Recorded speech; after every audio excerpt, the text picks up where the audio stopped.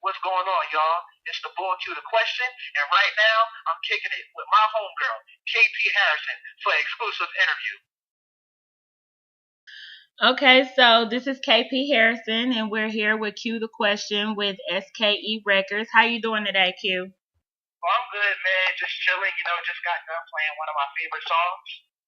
Oh, what song was that? You know that song by Wiz Khalifa featuring Cameron, The Bluff? I got so much. I love that song to death. Like, I'm addicted to listening to it. I have to listen to it at least a couple times a day. I love that record. All right, that's what's up. I know you're a huge fan of Wiz, so that does not surprise me at all. Yeah, man, Wiz is the man. ONIFC, man, I love that album. Okay, that's what's up. Shout out to Wiz Khalifa. I'm excited about speaking with you today. I know we've done a couple of interviews in the past, but I'm really looking forward to some of the things that I want to talk about today. First thing I kind of wanted to get into, I know you have just launched the whole SKE Apparel, which is Street Knowledge Entertainment, and the fashion side of what you guys are doing with the label. And I know we talk about Russell Simmons and how he presented Fat Farm, and Diddy presenting Sean John, and even 50 Cent with the presentation of G Unit. How will Street Knowledge Entertainment be like these, previous platforms, and how will they differ? And I also just wanted to tell you, I like the designs that you've sent me so far to be able to view. And how did you come up with the taglines for the T-shirts? Well, man, me and Mac always planned to have the clothing line, SKE Apparel, man, and it's just basically a reflection of what we stand for with SKE Records. Being two positive dudes, from an urban environment, letting people know that you can accomplish your dreams and go hard for something that you want to like. So with the whole point of SKE Apparel, it was basically, to walk around with like positive material on that can make you feel good about yourself, in life. You wake up in the morning, you put on a T-shirt that says "Know and Conquer," inspired by greatness, dreams are for real. So putting a positive piece of material on your back or whatever, that can actually like build somebody's confidence that if you do work hard, you can accomplish your dreams. And of course, just looking up to dudes like Diddy and Russell Simmons and everybody else that started the clothing line, we definitely want to go hard like those dudes with their lines as well. But it's also going to differ, with the design and the styles that we have, and just letting people know that we're coming strong with SKE Apparel with a positive message. Okay, awesome. I love that. And I mean, that says a lot within itself, because there's so many people who have T-shirts out here that have been very profitable, but the message may not be positive. So the fact that you're saying, hey, I'm going to do something positive and I'm claiming profit from that positivity, that says a lot about you two and your character. So congratulations on everything with that. Appreciate it. You're welcome. I did get a chance to see your first webisode. Shout out to Van Digital. I really, really liked it. It shows your dedication to your brand. I know a lot of times we're both up late with you managing Trail Mac and DJ Wire's Jersey, and then with me managing Kid Dynamite. It's just like we can vibe and kind of share a lot of our different duties and details, but to actually show that to the world, because a lot of people think that these artists just appear overnight and they don't have a support system behind them, and they don't have a team working day and night. So I love that. I just wanted to ask you, where do you see the web show going, and how did you feel about seeing yourself doing your job? Man, I actually think the rise of SKE, which is the name of the webisode, is going to be something big. It's kind of crazy that in today's entertainment business, you just can't get by when people know who you are as an artist or they actually like to see the reality TV thing these days, where the days in and the days out of getting to the top of this business. And we felt like let's document the question and Trail Mac, up and coming mogul and up and coming artists on the rise, trying to get their leap off the ground, where they can actually see the actual story, man. And we just got a feeling it's going to be great, man. And even with episode 1, that was something basic. I'm working on a new mixtape that's dropping actually tomorrow. Cohibas and Cognac with DJ Fats, man, and I was up 2 in the morning, man, just working on it and previewing it to let people see what's coming. And episode 2 actually drops today, man. So the rise of SKE is going to be fun, man, because everybody's going to see, Q and Traumec is doing a thing, but let's see the days of the hard work that they put in to actually see it for what it is. Because a lot of people are blind to what it is in the industry, you know what I mean? The hard work that it takes to actually, get to the top, Absolutely, absolutely. And I think that, and this is something that I tell you all the time in private conversation, that the fact that you are such a well-known and respected journalist, and the fact that you also do public relation type work, is prepares you and giving you a stronger foundation to take your label to the next level.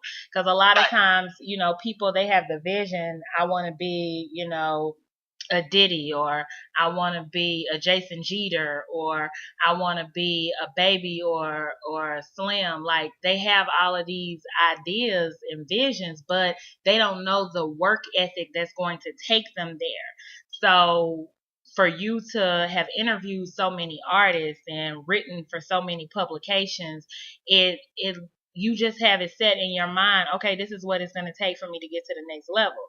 And I think that's part of the reason why your foundation is so strong. So, yep. A lot of times, we just have to understand those dudes are doing it big, but we got to understand the hard work that it takes. Like, it really is like a 24-hour grind, man. Being up, going to the studio, editing footage, doing interviews. I mean, even right now, I'm doing an interview right now to promote what I have going on.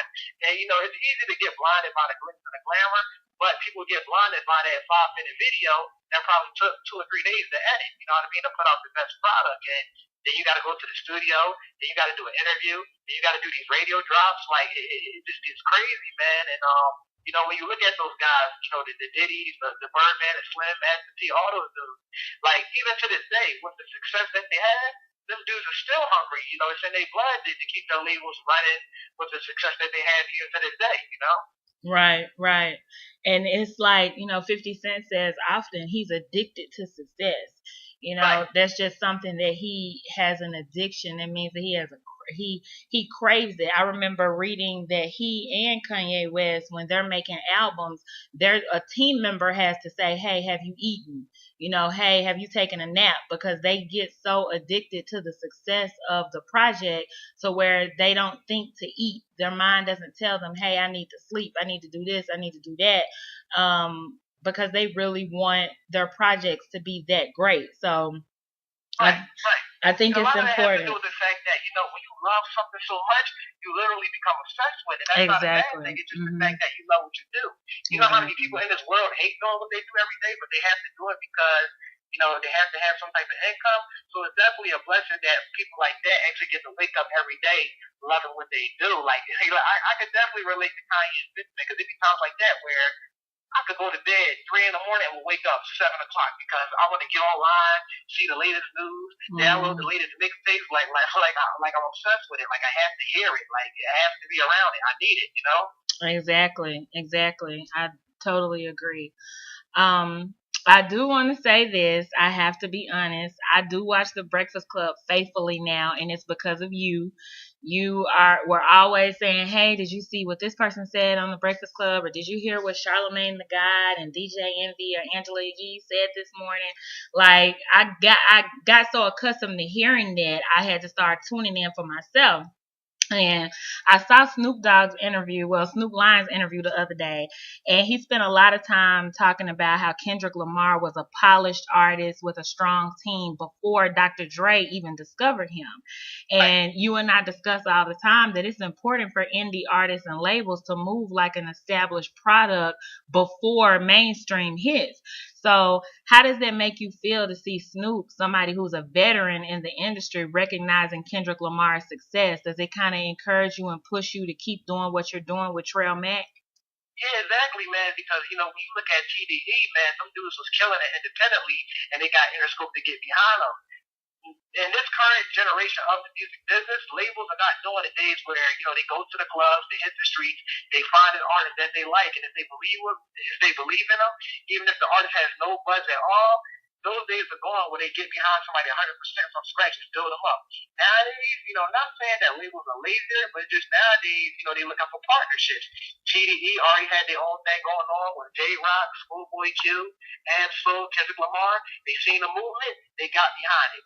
You look at Rostam Records with Wiz Khalifa and Mac Miller, they seen the movement and they got behind it. And that's the whole vision with SKE, man. They see the movement and sooner or later, they're going to get behind it if they like what they see to take it to the next level. And that's just what it is in this current time, man. And I tell artists all the time, if you want to get ahead of this business, watch what, TDE is doing with Kendrick Lamar and Rostam Records is doing with Wiz Khalifa. And basically you study what they do and apply it to your own way, and what you're doing with your label or your team. You basically, how they say, like when it comes to business, you don't reinvent the wheel, you just take a little bit of what everybody does and apply it to your own success. Exactly. That's basically what you do. Definitely. I definitely agree with that. Yep. Now, you're also managing DJ YRS Jersey. Shout out to him. I had a great interview experience with him, and I really love just his energy and his positive vibe. So, shout out DJ YRS Jersey. You two do a lot of co-promoting. So, how does it feel to have an additional team member who's an asset and not a liability? Man, this thing crazy because, when you're trying to get a label off the ground, being the co-founder of SKE Records with Trail Mac, we just had so many people through the years that just come and go. And a lot of times, they just don't see the vision because if it's not overnight success, they going to down. So, I can't fall for that. If that's what they want to do, so be it. But to finally have somebody like DJ and Jersey come along with the team, it's just been phenomenal. As far as me and him doing co-promotions together, man, it's been crazy because even though I'm a beast when it comes to killing it, to actually have that extra hand, oh man, ever since we made DJ YS Jersey a part of SKE Records, we've been on fire. He got crazy connections in Ghana, Nigeria, and with the connections that I got in Europe and South America, we combined all four of those continents that we have, we've been killing it. And he got his own connections in the United States as well. So it's just been crazy, man, to have that extra hand and actually have a team player that knows what he's doing. And when you combine that together, the force can't be stopped, Exactly. And that's true. I mean, that's something I know oh too well about people jumping on board saying they want to do something. And then it's like you said earlier, it's almost like you have your people who do things because it's a lifestyle and it's people who do things because it's a current fad. And if it's not truly your passion, you are going to eventually lose touch with that job, just like the people, like you said earlier, who do jobs they don't want to do. It's going to get to a point where you're just doing whatever you can just to get by and not really doing it, with passion and with the spirit of excellence. It was a big, Mr. 100, you and I both know him. He's a hip hop blogger. One of the things that he had posted on his blog was about how artists getting on reality TV are kind of showing their already established fan base that they may be a different person. And that's happened to me. You come on board with an artist based on their music, and then you get to know that person, and they're nothing like who they portrayed through their music. So do you feel like, let's take, for example, Love and Hip Hop, how some people may view Consequence differently after seeing his interactions on Love and Hip Hop New York. And then with Atlanta, people may view Stevie J differently after seeing how he interacts on the show. Do you think that these are wise decisions to be involved in things like that, or could it be used for good because it's such a huge platform? Or do you feel like it should kind of go back to the old days where you can judge a person by their talent only and not see the reality of their day-to-day interactions? Well, you know what? It's like it gets in a curse when it comes to that because, like I said, with the Love and Hip Hop, you could be portrayed as a certain person, as an artist that people might respect, but then they get to see who you are as a person.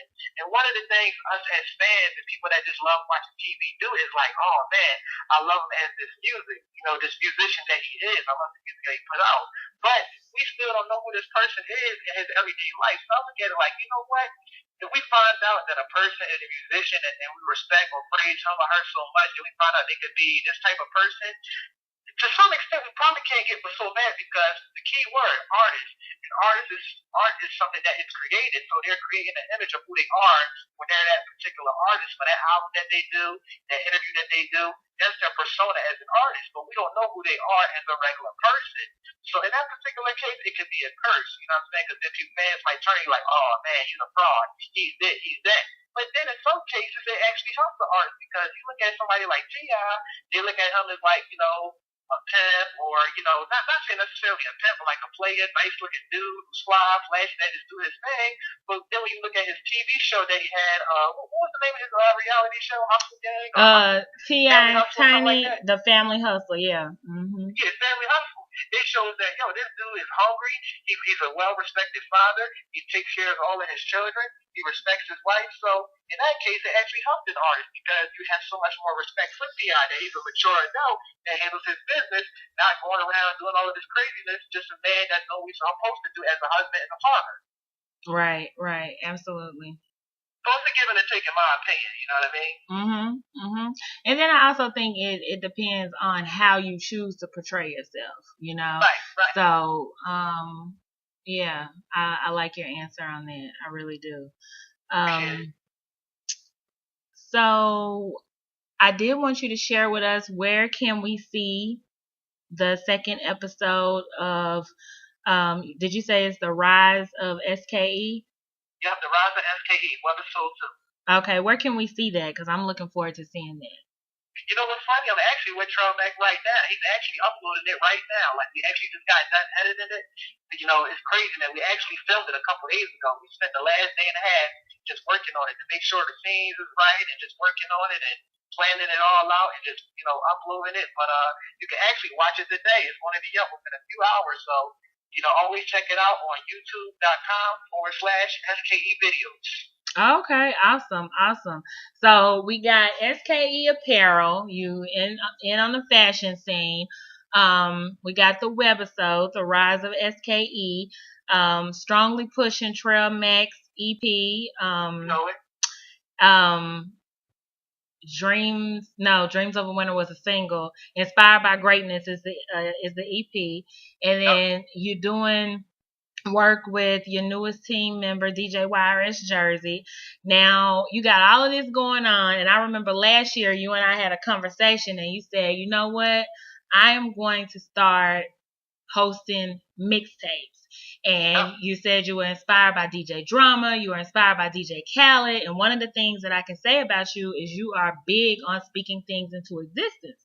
And since we've talked last year, go ahead and tell the people, the mixtapes that you have hosted and come out with so far and what you have coming up in the works, because it's just April. We're just in our second quarter, and that very statement that you told me last year, I think it was in December, it's coming to fruition. So tell us a little bit about that. Yeah, no doubt. Me and DJ YRS Jersey, we got the new mixtape out right now that came out back in January, Jersey's Evolution, that I hosted, and we got it everywhere. The Source, on Hip Hop, YoRaps.com. It's been it's been featured on over 100 blogs.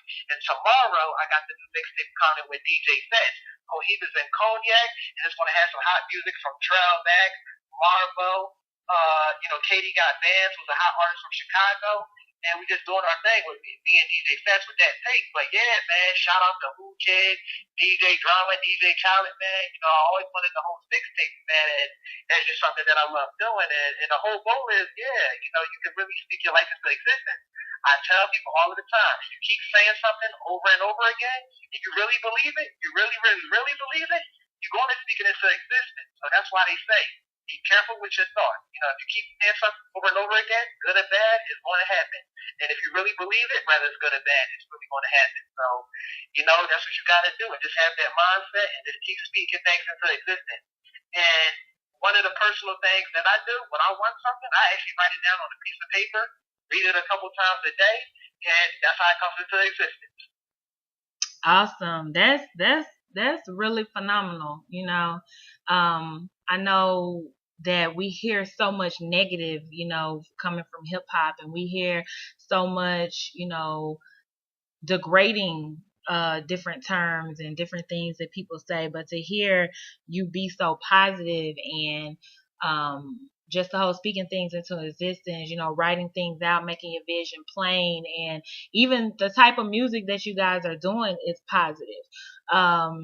The taglines on the t-shirts are positive. So that's one of the reasons why I wanted to do this interview so badly, was because I wanted to show someone who's grinding hard every day, but they have positive energy about it. Even the name, Street Knowledge Entertainment, I mean, that's positive. So I'm really, really glad that we got a chance to talk. I do want to mention one other thing, and I hope you don't get mad about me bringing this up, but I remember one time we were having a conversation about how, just like earlier you were saying, if you really are not doing what you love, you're just not going to do a good job. And this was just so funny to me how you said that you used to work for a funeral home and you would just zone out in meetings or dealing with whatever with the guests and the customers because music was always on your mind. So all I could think in my head, because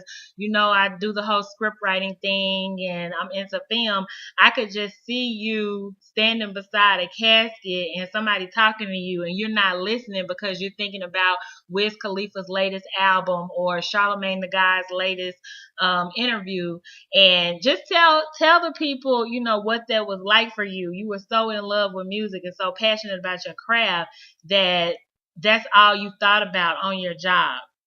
Yeah, man, it was crazy. I actually used to be an interpreter, for a funeral home here in Philadelphia. For those that don't know, I speak Spanish fluently, man. So I was working as an interpreter there, doing marketing for them, translating documents, marketing them to the Latino community, man. So it used to be crazy, man. Like, I was working there for a few months, man, and every time where we have a funeral, I'll be carrying a casket, thinking about downloading Big Crit or Wiz Khalifa new mixtapes, So it'd be crazy, man. Like, sometimes I would get so distracted, I'll be translating documents in Spanish, and sometimes I'll be slipping because, I'll be too busy blasting music, man, and I just couldn't focus, man, and that's just what it is in life, man. Like I say, most people that are highly successful actually love what they do.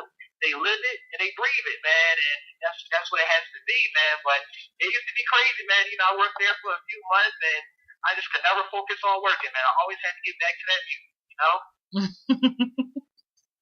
Yeah, I can imagine that, but that's one of those stories that when you guys have your behind the music or they do any type of like access granted or anything on Street Knowledge Entertainment, once you guys are just truly, truly in the mainstream light, that you're going to be able to share and it's going to let others know, you're not tripping if you working at Walmart and you got your headphones on while you stocking or or if you driving a bus and you thinking about music and how you wish you were actually driving a tour bus with your team. Just having those type of visions is normal because you're thinking about where you really want to be. And like you said, thoughts are powerful. Once you think about something long enough, you start to speak about it and then the actions follow and then there you go. Your thought has become a reality. So thank you again so much, Q the Question, for spending time with us over here at I Write. Definitely appreciate you. And tell us where we can find you and follow you on social media. Yeah, you can definitely check me out on Instagram, Facebook, and Twitter, Q the Question, and also my YouTube channel, Q the Question, and you already know everything else from SKE Records, Twitter, Facebook, all that stuff. So once again, I really appreciate you for supporting my dream and really helping me get ahead in my career with this interview and promoting all my products. So big shout out to you as well. I really thank you. You're welcome. Finally bloom from the streets to the boardroom. Briefcase full of receipts, I pay my own due. I'm feeling like grinding, stay on my job. I just ride solo, not with a mob.